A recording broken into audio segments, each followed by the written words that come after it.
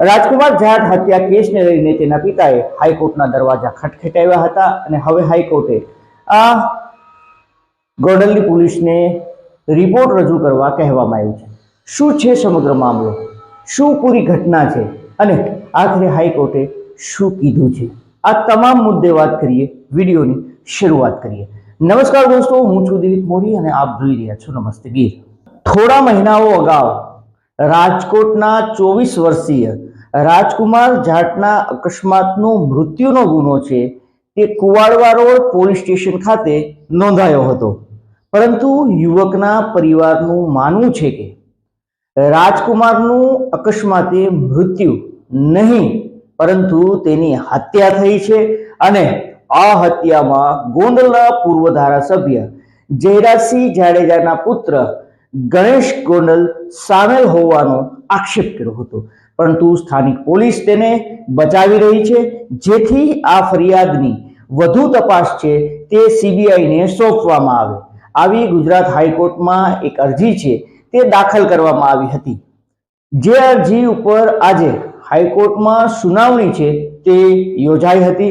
હાઈકોર્ટે ઘટનાના સીસીટીવી જાળવી રાખવા અને તપાસનો સ્ટેટસ રિપોર્ટ છે તે પોલીસને સોંપવા માટે હુકમ કર્યો છે, તેમજ પક્ષકારોને નોટિસ પાઠવવામાં આવી છે કે આ મુદ્દે વધુ સુનાવણી છે તે જુલાઈ મહિનામાં હાથ ધરવામાં આવશે। હાઈકોર્ટમાં થયેલી અરજીમાં જણાવ્યા મુજબ મૃતકના પિતા છેલ્લા 30 વર્ષથી રાજકોટના ગોંડલમાં છે। તેઓ પાવભાજીની લારી છે જે ચલાવે છે અને પોતાના પરિવારનું ગુજરાન છે તે ચલાવતા હતા। તેમનો પુત્ર એન્જિનિયર હતો અને તે ભણવામાં ખૂબ હોશિયાર હતો, તેના જ કારણે તે યુપીએસસીની તૈયારી પણ કરી રહ્યો હતો। રાજકુમારના મોતના થોડા દિવસ અગાઉ જ પિતા અને પુત્ર છે તે બાઇક ઉપર જઈ રહ્યા હતા। આ સમયે પુત્રની સ્પીડ છે જે બાઇક ચલાવવાની તેને લઈને આ પિતાએ તેને ટળક્યો હતો અને ત્યારબાદ પુત્રએ એ જ જગ્યા ઉપર બાઇક ઊભું રાખ્યું હતું જે જગ્યા ઉપર પૂર્વ ધારાસભ્ય જયરાજસિંહ જાડેજાનું ઘર હતું।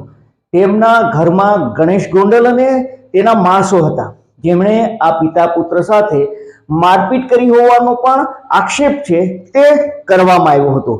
પુત્રને ભણાવવામાં ડિસ્ટર્બ ન થાય, ભણવામાં તેના દીકરાને ડિસ્ટર્બ ન થાય, જેના કારણે આ લારીવાળાએ તેના ઘરની સામે એક ભાડાનું મકાન છે તે આ દીકરાને અપાવ્યું હતું। એક દિવસ આ પુત્ર છે જે ઘરેથી કીધા વગર ચાલ્યો ગયો હતો।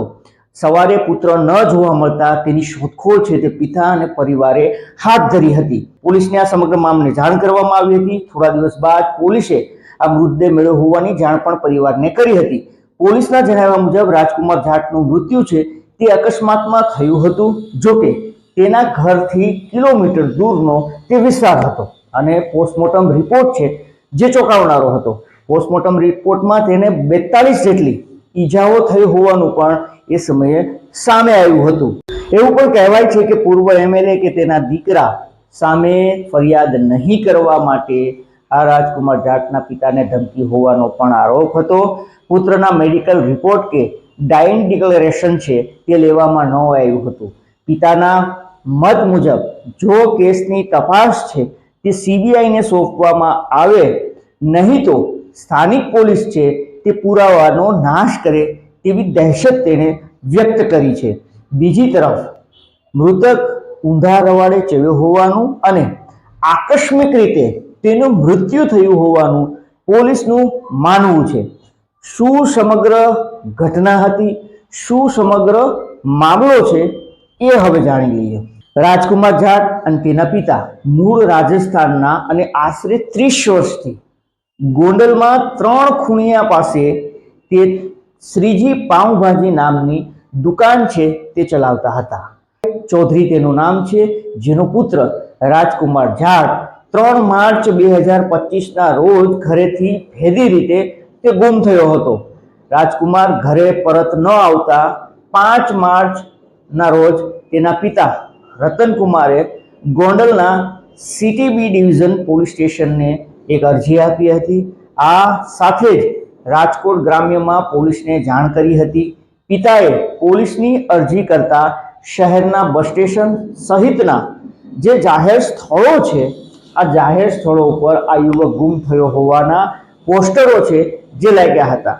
મૃતક રાજકુમાર યુપીએસસીની તૈયારી કરતો હતો. ઉલ્લેખનીય છે કે 4 માર્ચ રાત્રિના 3 વાગ્યા આસપાસ કુવાડવા રોડ પોલીસ સ્ટેશન વિસ્તારમાં રોડ અકસ્માતમાં તેનું મોત થયું હતું. 9 માર્ચે રાજકુમાર જાટના મૃતદેહની પરિવારજનો દ્વારા ઓળખ કરવામાં આવી હતી. મતલબ પીએમ પ્રક્રિયા પૂર્ણ થયા બાદ પરિવારજનોએ આ મૃતદેહ છે તે સ્વીકાર્યો હતો. જોકે હવે જોવું એ રહ્યું કે સમગ્ર મામલે હવે હાઈકોર્ટ છે તે જુલાઈ મહિનામાં શું નિર્ણયો લે છે. સીબીઆઈને તપાસ સોંપાય છે કે કેમ, સીસીટીવી ફૂટેજ જાળવી રાખવાની વાત કરી છે, તપાસનો રિપોર્ટ જાળવી રાખવાની વાત કરી છે. તો દોસ્તો, તમામ મુદ્દે આપનું શું કહેવું છે, આપનું શું માનવું છે, અચૂકથી આપ અમને કમેન્ટ કરીને જણાવજો. અને આવા જ વિડીયો જોવા માટે આપ અમારી ચેનલને સબસ્ક્રાઇબ કરો. અમારો હેતુ કોઈને નુકસાન પહોંચાડવાનો કે બદનામ કરવાનો નહીં, માત્ર ને માત્ર આપને સચેત અને જાગૃત કરવાનો છે. સાવધાન રહો, સતર્ક રહો. ધન્યવાદ.